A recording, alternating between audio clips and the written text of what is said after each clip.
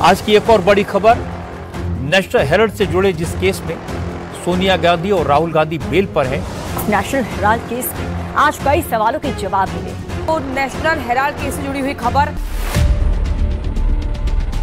जिस national Herald case में ED ने गांधी परिवार के खिलाफ एक्शन लिया है और जिस पर पूरी कांग्रेस अपनी बौखलाहट दिखाते हुए प्रदर्शन कर रही है, ये वही नेशनल हेराल्ड अखबार है जिसको 1938 में पंडित जवाहरलाल नेहरू ने शुरू किया था और इसे चलाने के लिए एसोसिएटेड जर्नल्स लिमिटेड यानी एजीएल कंपनी बनाई गई थी।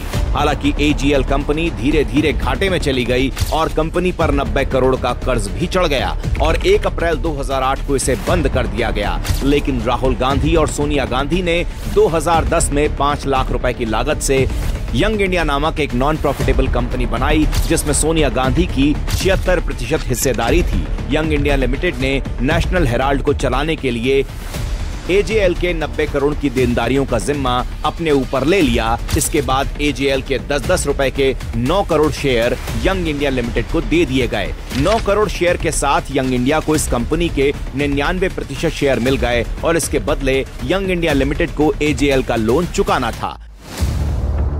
लेकिन सोनिया और राहुल गांधी की मालिकाना हक वाली यंग इंडिया लिमिटेड ने सिर्फ 50 लाख रुपए का ही भुगतान किया और गांधी परिवार के नेतृत्व वाली तत्कालीन यूपीए सरकार ने एजेएल के बाकी बचे 89.5 करोड़ रुपए का ऋण माफ कर दिया।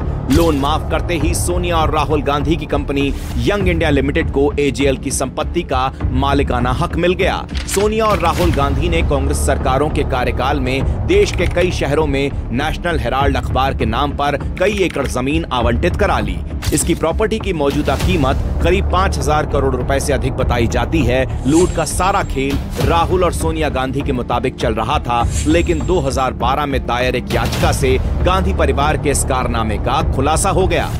2 साल बाद अदालत ने सोनिया गांधी और राहुल गांधी के खिलाफ समन जारी किया। ईडी ने चार्जशीट में बताया कि सेक्शन 25 के तहत यंग इंडिया लिमिटेड को नॉन प्रॉफिटेबल संस्था के रूप में रजिस्टर्ड किया गया, लेकिन वो कोई सामाजिक चैरिटेबल कार्य नहीं कर रही थी। आईटी विभाग ने यंग इंडिया पर 414 करोड़ रुपए की टैक्स चोरी का आरोप लगाया। तभी से नेशनल हेराल्ड केस में गांधी परिवार के खिलाफ जांच और पूछताछ का सिलसिला जारी है। अब ईडी ने 988 करोड़ रुपए के मनी लॉन्ड्रिंग मामले में चार्जशीट दाखिल की है, जिसमें सोनिया गांधी को आरोपी नंबर 1 और राहुल गांधी को आरोपी नंबर 2 बनाया गया है। संविधान की रक्षा का दावा करने वाली कांग्रेस जांच में सहयोग करने की जगह ईडी के खिलाफ ही प्रदर्शन कर रही है, लेकिन वो ये भूल रही है कि कांग्रेस और करप्शन का कनेक्शन आज पूरा देश जान चुका है।